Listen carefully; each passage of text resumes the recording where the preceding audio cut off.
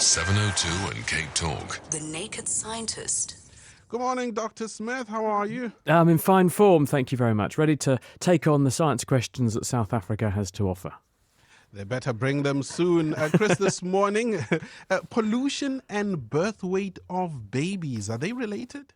Yes, it turns out the study which is in the British Medical Journal this week is the largest of its kind ever to try and explore this issue.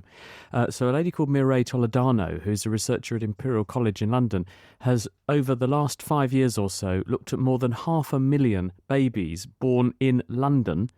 And this is a very interesting study because they've actually managed to look at where these babies are born, and they've got pollution monitors in various patches of London, so they can marry up to within a resolution of 20 metres the amount of pollution that a mother was subject to when she was pregnant, and they've then got the birth weights of those babies, and they can show a very strong relationship between babies that are born exposed to high levels of pollution and the risk of having a baby that's too small at birth. Now, you might say there's lots of confounding factors here. Maybe people who live in an area where they're exposed to lots of pollution, maybe they also don't eat a healthy diet, or they're more likely to smoke. Well, they've controlled for that in the study to the greatest extent that they can, and the effect appears to be very resilient. So it looks like largely traffic-based pollution that people are breathing in appears to, by a mechanism we don't know, but we know it's possible, it's biologically plausible, appears to be affecting the way that babies grow in the womb. And the other point that they make is that the gold standard for how much pollution a person should be allowed to be exposed to is currently in Britain set by the European Union, and it's set across Europe. Now, that level is actually almost double the amount of pollution that the people in this study were breathing in. And so this shows that the current guidelines for what we should consider safe are well in excess of what clearly is needed to produce a biological effect. So we do need to really worry. There are lots of cities in the world. Joburg is up there amongst the worst, who have very bad air quality on certain days. London is also one of the world's worst performers. And it looks like we could actually be harming our future generations before they've even been born by what we're chucking out the backs of our cars. I'm wondering how can one mitigate against such? I suppose the only thing is to move to the countryside if you want to ensure that you have babies with a healthy weight. Well, actually, I spoke to Mireille Toledano this week, and she said, well, look, policymakers need to do something about this, because at the end of the day, that's what governments are for. They're supposed to look at problems and look at how to solve them. So actually legislating against this is going to be the way to do it, because you can't expect millions of people to move out of cities and live in the countryside to avoid being exposed to pollution. You should avoid the pollution coming to those people. So more emphasis on cleaner fuels, fewer vehicle movements, better public transport. That's the way to go, because you can then minimise the exposure without inconveniencing the people, because there does appear to be an important effect here, and we need to do something about this. Colin, good morning. Hi, good morning. Good morning, Dr. Smith. Hi, Colin. Hi there.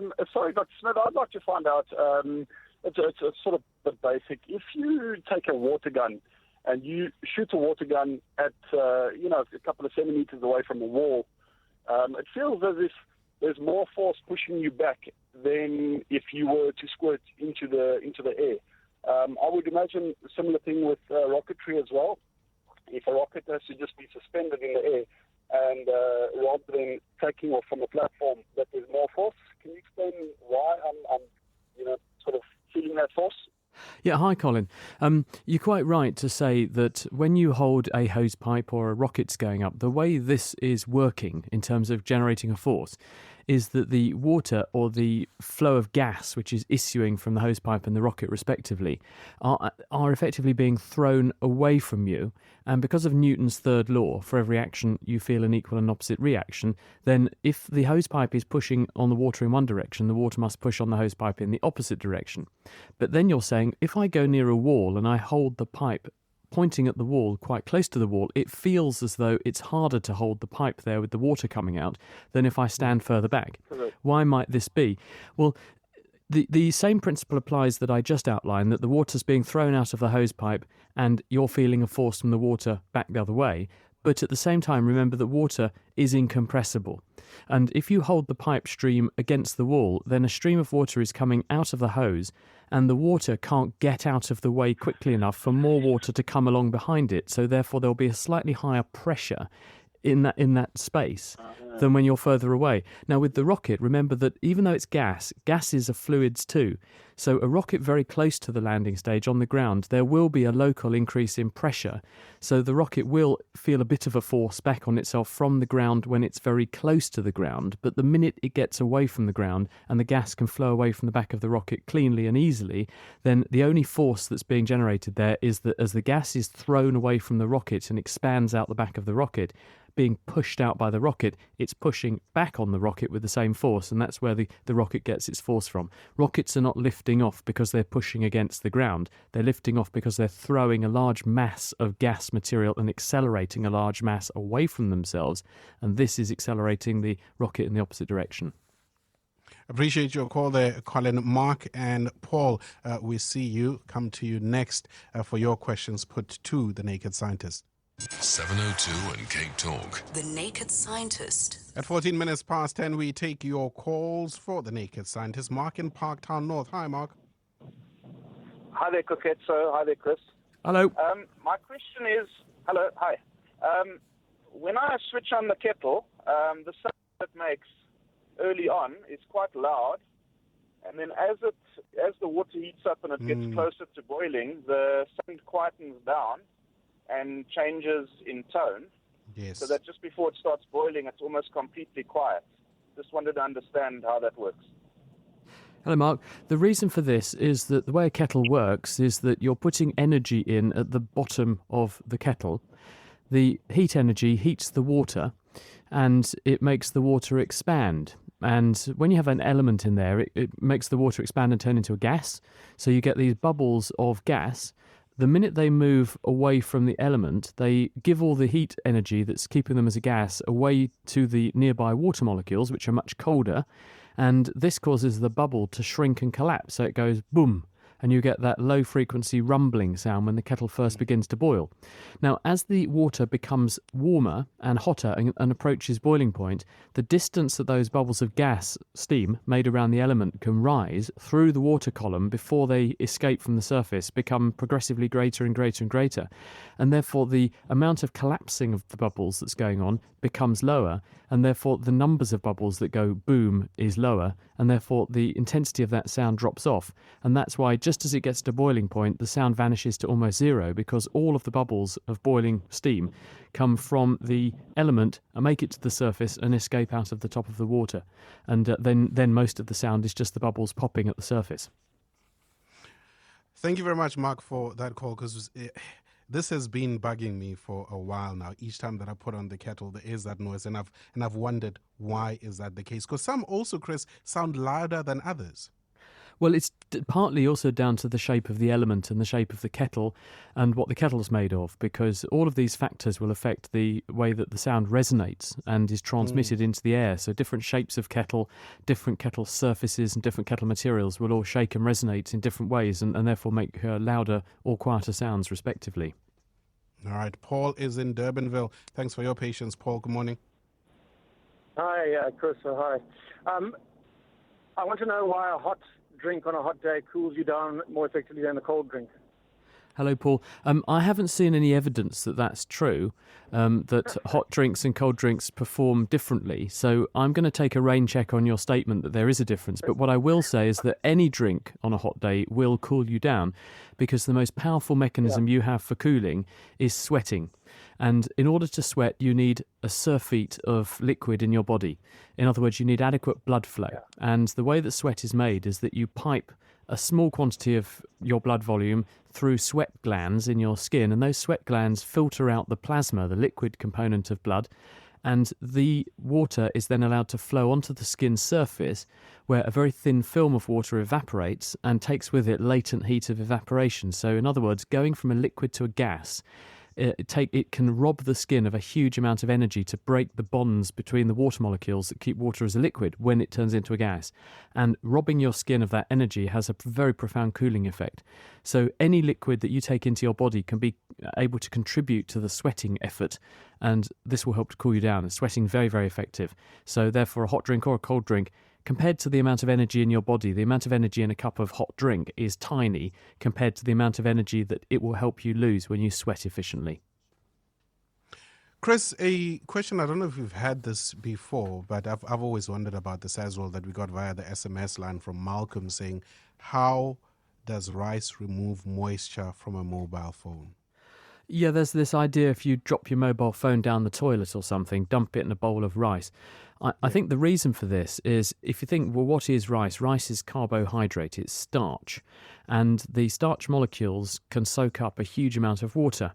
So I suspect that by putting your phone in a jar of dry rice, then the rice carbohydrates pull the water out of the air around each rice particle. If your phone's got a lot of water that it can give away, then if you make the air around it very dry, because the minute any water becomes available, some rice particles draw it in, then this helps to attract the moisture out of your phone and dry it out more rapidly, perhaps, than if you were to just leave it on a tabletop.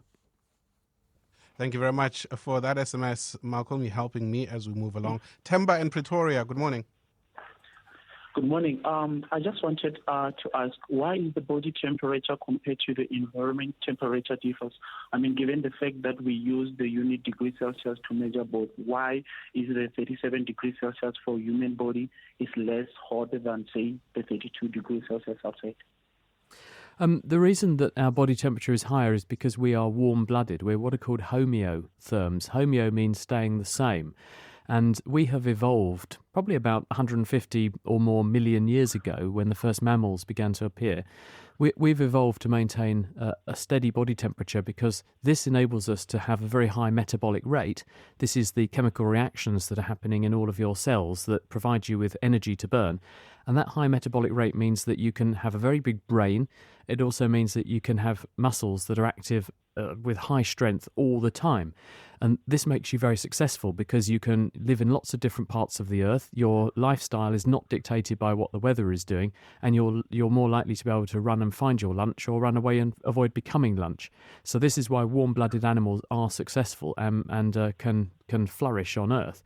The price we pay for being warm-blooded is that we have to burn a lot of energy in order to supply that metabolic machine. And that's why we have to keep going and eating, because the energy we take into our body in the form of food keeps us warm. The set point for our body temperature in a human is 37 degrees, give or take. Other animals, it's not the same. Some animals have a slightly higher temperature they operate at. Birds operate at a higher temperature than we do. Some animals operate at a slightly lower body temperature. But the key thing is the steady state. The metabolism is set, and your brain carefully controls your heat loss mechanisms. We talked about sweating earlier, that's one of them. And also your heat preservation mechanisms. You put a coat on in the cold, you constrict your blood vessels in your skin to avoid losing heat, you shiver, those kind of things. This keeps your body temperature at a steady level so that you can be successful. Thank you very much, Temba, for your call. Joe in Kempton Park, hi. Hi, I'd like to ask the naked question. What will be the effect of gravity on the fetus should they be conceived on Mars? For example, the astronauts that goes to Mars by NAS1 project, what will that effect be on the fetus should they decide to have babies? And secondly, what will be the difference of people born in Mars compared to those on Earth? Interesting points, this, and things that people are grappling with, both ethically and also physiologically, how the body works. From an ethical point of view, people are wondering, well, is it fair to inflict a Mars existence on a young child that didn't have a choice about being born on Mars, which is not its home planet and is not somewhere which is very nice to live, because Mars is a horrible place. There's lots of radiation, there's hardly any atmosphere, and there's no plants that you can grow there. You have to live in some kind of habidome, so it doesn't sound like an ideal place to me. On the other hand, there's also how does the body cope? Now, we know there are problems with people travelling in space to Mars. The potential radiation dose that your body is going to receive between the Earth and Mars is about a 9-month journey at shortest. That's going to be quite high. And it may well be that the DNA of these space venturers, these space pioneers who go there, their DNA could be damaged. If you damage their DNA, especially in the cells that are making sperm, you could damage your sperm DNA or your egg DNA, and this means that you may have babies that carry genetic changes or mutations. So there's a lot of risks here and a lot of unknowns that really have to be considered, and I don't think we have all the answers to this at the moment. There shouldn't be any problem with a person once they're alive and well on Mars, because Mars is a reasonably big planet. It's not as big as the Earth, it's reasonably big though, therefore it has gravity of almost the same magnitude, a bit less than the Earth, but not much. And gravity is very important because our body has evolved to exist in a gravity-dominated environment, and we're not healthy when we don't have any gravity. So having our feet on the ground is very important for health. So in that respect, we should be okay. But I think psychologically, ethically, and in other regards, it's not so good. Thanks, Lou, for your question. Jürgen in Four Ways, hi. Hi. My question is, if you imagine that we live in a highly populated, dry city, and we changed all the vehicles to hydrogen vehicles, I'm assuming the byproduct of that is water, would that actually change the climate of that city? Well, a little bit, in the sense that what you're referring to is if I burn hydrogen, H2, in oxygen, O2, I do the chemical equation 2H2, 2 lots of hydrogen plus 1 O2 molecule goes to 2 H2O, 2 lots of water molecules, then yes, you would increase around the vehicles the amount of water a bit. But then consider that when we're burning petrol and diesel, these are hydrocarbons, in other words, chains of carbon atoms with a whole load of hydrogen in them. Most of the product of that combustion is carbon dioxide and, you've guessed it, water. So the cars we have at the moment are already chucking out loads of water. And that's why on a cold day, when you start your car up in the morning, if you look at the exhaust pipe, it's making steam. And that steam trail is the water from the products of combustion. So you're not really going to change that very much by burning hydrogen instead, because hydrocarbons end up producing loads of water as well. Thanks for your call there, Jürgen, in Four Ways. There are a number of SMSs that I want to get through before we run out of time. But quickly, let's go to John in Sandton. Hi, John. Hi, good morning. Good morning, Chris. Excuse me. Chris, I'd just like to ask you, when singers, before singers start singing, when they're talking, they have heavy accents of, Liverpool or Glasgow, and they have such heavy accents when they're speaking. Yet when they sing, you do not hear the accent whatsoever. Why is this? Well, if you think about what you're doing when you're singing, you are controlling the flow of breath out of your lungs, and you are making your vocal folds open and close very rapidly. Vocal fold is vocal cords. And this means that you interrupt the airflow flowing through your throat in a series of pulses. And this sets up resonances or vibrations, which are then amplified in your mouth and by the bones of your head, and they then project out of your mouth and we hear them. Now, when we superimpose on that movements and shape of the mouth and the throat, that's what creates the way we sound. And that's a learned process. When we speak, we copy the people around us, which is why we have accents. When you sing, you're not necessarily producing those same shapes and those same sound sequences that you do when you just use normal language. You're using your voice more as an instrument. So although there will be some effect of the way in which you speak in there, because some ways of saying some words will still come out the same, you're not actually speaking and singing in the same way. The same mechanism is being used to make the sound, but the way in which you shape the sounds and add your local accent to it, that's different. And therefore, although people will sound different because their mouth and head is shaped differently, the way in which they're making the sounds will differ when they sing compared with when they speak, and that's why there's a difference in the accent of a singer. Last question, Chris, via the SMS line. What happens when a person has lupus? Lupus is a medical condition. The word lupus is short for systemic lupus erythematosus.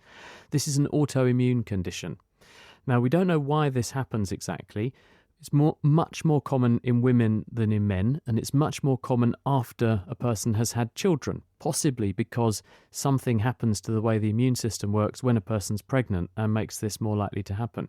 A person with lupus makes antibodies, or at least we can detect antibodies in the bloodstream against certain factors which are associated with the DNA of a person's cells.